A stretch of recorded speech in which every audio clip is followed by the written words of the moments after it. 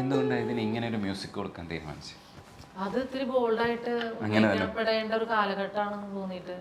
മറ്റേതൊരു പരിദേവനം പറച്ചിലല്ലേ, കാണുന്നീലോരക്ഷരവും എൻ്റെ വംശത്തെ പറ്റി, ആ ഒരു അങ്ങനെയുള്ള ഒരു ട്യൂണാണ്. അതിലൊരു സങ്കടം അതിലും.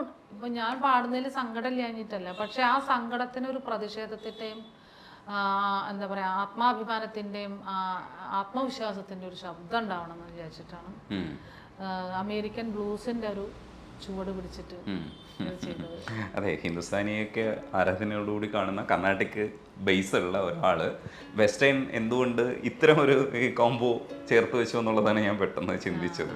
ഇപ്പോഴും നമ്മളിങ്ങനെ സങ്കടപ്പെട്ടിരിക്കേണ്ട കാര്യമില്ല. അറിവ് നേടിയ മനുഷ്യർ നമ്മളുടെ ഇടയിൽ ഉയർന്നു വന്നു കഴിഞ്ഞു. അവർക്ക് സ്പേസ് ഉണ്ടാവണം, അവിടെ അവർക്ക് പ്ലാറ്റ്ഫോം ഉണ്ടാകണം. അതാണ് പുലയനൊരു പള്ളി പറയനൊരു പള്ളി എന്ന് പറയുന്നത്. ആ പാട്ട് ഞാൻ അതും ഈ പിന്നെ ഈ പാട്ടിനോട് ചേർന്നിട്ട് തന്നെയാണ് അത്. പുലയനൊരു പള്ളി പറയനൊരു പള്ളി, മീൻ പിടുത്തക്കാരൻ മരയ്ക്കാനൊരു പള്ളി, പള്ളിയോട് പള്ളി നിരന്നിങ്ങു വന്നിട്ടും വ്യത്യാസം മാറി ഞാൻ കാണുന്നില്ല.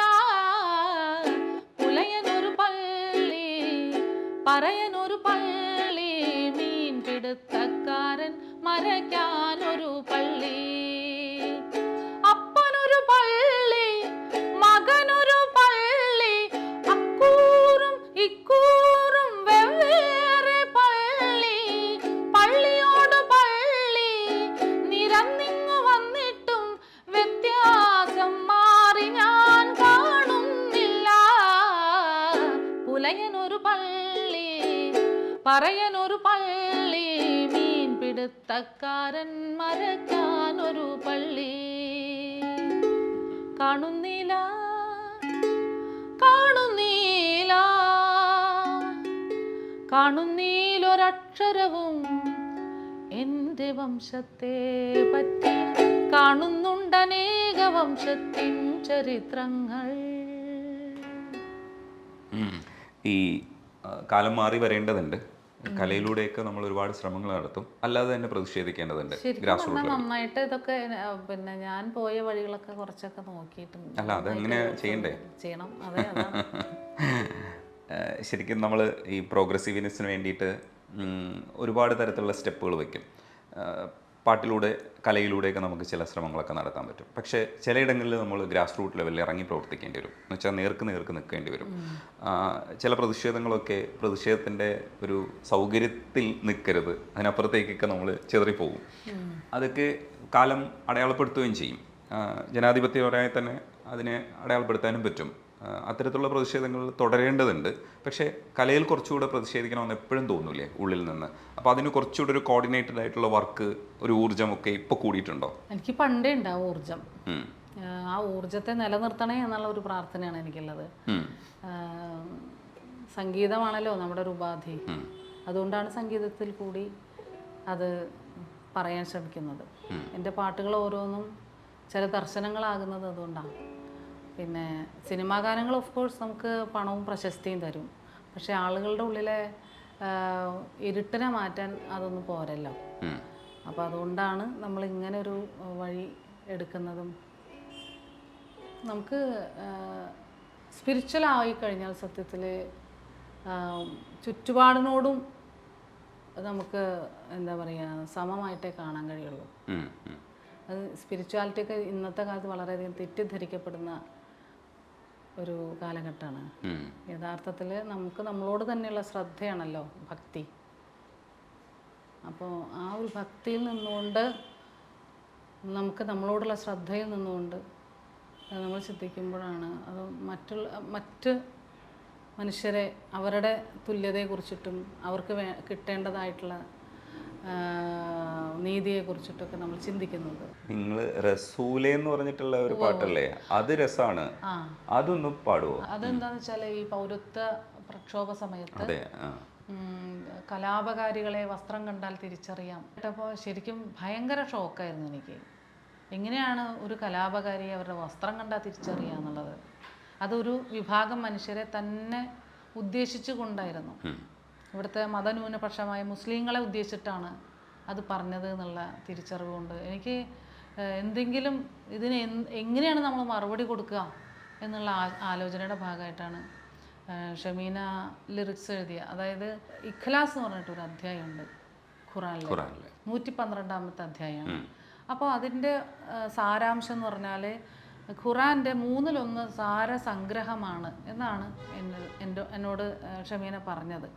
ഞാൻ അതിനെക്കുറിച്ച് ചോദിച്ചപ്പോൾ, കാരണം അവരത് ഫേസ്ബുക്കിൽ ഇട്ടിട്ടുണ്ടായിരുന്നു ആ വരികൾ. അപ്പോൾ ഞാൻ അതിനെക്കുറിച്ച് തന്നെ ചോദിച്ചപ്പോൾ അവർ 1/3 സാരസംഗ്രഹമാണ് എന്നാണ് പറഞ്ഞത്. അപ്പോൾ ഇതൊന്ന് പാടിയിട്ടാലോ എന്ന് ഞാൻ വിചാരിക്കും. അത് കമ്പോസ് ചെയ്യായിരുന്നു. യാ റസൂലേ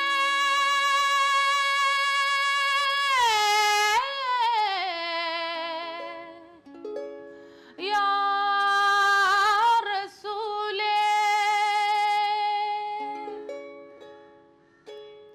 യാ റസൂലേ യാ റസൂലേ യാ റസൂലേ യാ റസൂലേ ദൈവമൊന്നാണെന്ന് ചൊല്ലു യാ റസൂലേ.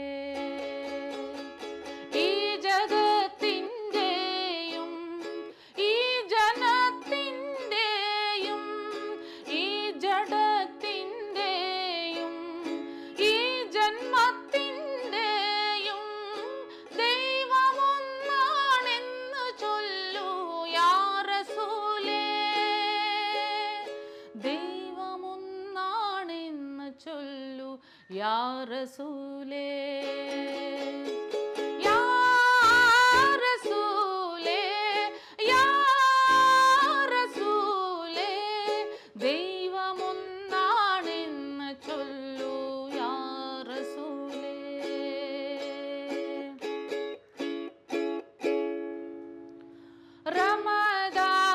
റമദാനിലായി ജിബ്രീലതാ മുഖദാവിലായി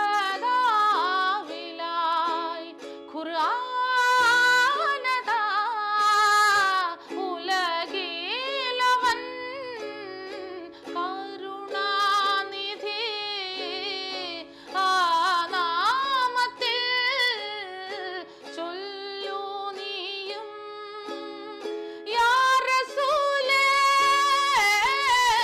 യാ റസൂലേ യാ റസൂലേ യാ റസൂലേ ദൈവമൊന്നാണെന്ന് ചൊല്ലു യാ റസൂലേ. യാ റസൂലേ യാ റസൂലേ ദൈവമൊന്നാണെന്ന് ചൊല്ലു യാ റസൂലേ. പിറവിയുണ്ടായില്ല പിതാവാകുന്നില്ല ഈ പ്രപഞ്ചങ്ങളിൽ അവൾക്ക് തുല്യമായാരുമില്ല. ഈ പ്രപഞ്ചങ്ങളിൽ അവനു തുല്യമായാരുമില്ല. അവനു തുല്യമായാരും ഒന്നുമില്ല. അവനു തുല്യമായാരും ഒന്നുമില്ല. യാ റസൂലേ യാ റസൂലേ ദൈവമൊന്നാണെന്ന് ചൊല്ലു യാ റസൂലേ. ഒരു അഹങ്കാരിയാണെന്ന് അറിയുന്നതിൽ എനിക്കൊരു അഹങ്കാരം തോന്നുന്നു എന്ന് പറയാനാണ് പുഷ്പവതി എപ്പോഴും ശ്രമിക്കുന്നത്. ആ അഹങ്കാരം അങ്ങനെ തുടരട്ടെ അല്ലേ? തീർച്ചയായിട്ടും എനിക്ക് കുറച്ച് അഹങ്കാരം കൂടുതലാണ്. അഹങ്കാരം അങ്ങനെ തന്നെ നിൽക്കട്ടെ. ആ അഹങ്കാരം കുറച്ച് കലയിൽ കുറച്ച് കൂടുതൽ ഞങ്ങൾക്ക് കിട്ടട്ടെ. എൻ്റെ അടുത്ത് എൻ്റെ പഴയ ഒരു സുഹൃത്ത് പറയും, നീ എന്തിങ്ങനെ വല്ലാതെ സൗമ്യമായിട്ടൊക്കെ സംസാരിക്കണത്, നല്ല ബോൾഡായിട്ടൊക്കെ സംസാരിക്കേ എന്നൊക്കെ. പക്ഷേ നമ്മൾ ആളുകളുടെ അടുത്ത് സ്നേഹം കൊണ്ടാണ് ഇടപെടുന്നത്. അപ്പോൾ അതൊരു വിധേയത്തായിട്ട് മറ്റൊരു മനസ്സിലാക്കരുത്. അതാണ് അത് നമ്മുടെ സംസ്കാരം. അത് നമ്മൾ ഒരാളുടെ അടുത്ത് സൗമ്യമായിട്ടും വളരെ സ്നേഹത്തോടും കൂടി ഇടപെടുന്നത് നമുക്ക് അവരുടെ അടുത്തൊന്നും കിട്ടാൻ വേണ്ടിയിട്ടൊന്നുമല്ല. അത് നമ്മുടെ സംസ്കാരമാണ്. എല്ലാവരുടെ അടുത്തും വളരെ മാന്യമായിട്ടൊക്കെ ഇടപെടുക എന്നുള്ളതേ. അവിടെ മറ്റൊന്നും പ്രതീക്ഷിച്ചിട്ടല്ല, അല്ലെങ്കിൽ ഒരു വിധേയത്വമല്ല, ഒരിക്കലും അതൊരു വിധേയത്വമല്ല. അവരെന്നെ ബഹുമാനിക്കുക എന്നുള്ളതാണ്. തീർച്ചയായിട്ടും അതൊരു അഹങ്കാരം എന്നുള്ളത് തൻ്റെ ഇടം എന്നുള്ള അർത്ഥത്തിൽ മാത്രം മനസ്സിലാക്കട്ടെ. അങ്ങനെ തന്നെ തുടരാൻ കഴിയട്ടെ. നന്ദിയുണ്ട്. ഞാൻ പറഞ്ഞ പാട്ടെല്ലാം മുഴുവനും പാടിത്തന്നത് വേറെ ലെവലായിരുന്നു. ഞാനിപ്പോൾ വേറെ കോണ്ടസ്റ്റിൽ സംസാരിച്ചെങ്കിൽ പോലും സത്യത്തിൽ ഞാൻ എക്സ്പ്ലോർ ചെയ്യാൻ ശ്രമിച്ചത് സംഗീതം തന്നെ പാട്ടാണ്. എനിക്ക് മനസ്സിലായി. അതുകൊണ്ട് എത്രയും പാടിച്ചത്. എനിക്കത് കേൾക്കാനുള്ള ആഗ്രഹമുണ്ട്. ഇങ്ങനെ ശരിക്കും അതാണ് വേണ്ടത്. നമ്മുടെ കരിയർ എങ്ങനെ ഡെവലപ്പ് ചെയ്തു എന്നുള്ളതാണ് പലപ്പോഴും പലർക്കും അറിയേണ്ടത്. ഞാൻ പ്രതികരിച്ച ഇത് എന്താ പറയുക, പൊളിറ്റിക്സാണ് കൂടുതൽ സംസാരിക്കാനുള്ളത്. എന്നെ സംബന്ധിച്ച് പറയാനുള്ളത് പറഞ്ഞു കഴിഞ്ഞാൽ പിന്നെ എനിക്ക് അതിനെക്കുറിച്ചൊന്നും പറയണ്ട. എൻ്റെ വഴി സംഗീതമാണ്. അപ്പോൾ സംഗീതത്തെക്കുറിച്ച് സംസാരിക്കുക എന്ന് പറഞ്ഞാൽ വളരെ സന്തോഷമുള്ളൊരു കാര്യമാണ്. അത് നമ്മളെ അടയാളപ്പെടുത്തും. മറ്റേത് നമ്മളെ അത്ര അങ്ങനെ അടയാളപ്പെടുത്തിയെന്ന് വരില്ല. അതുമായിട്ട് മുന്നോട്ട് പോകും. അതെ. നന്ദിയുണ്ട് സംസാരിക്കും. Okay, thank you.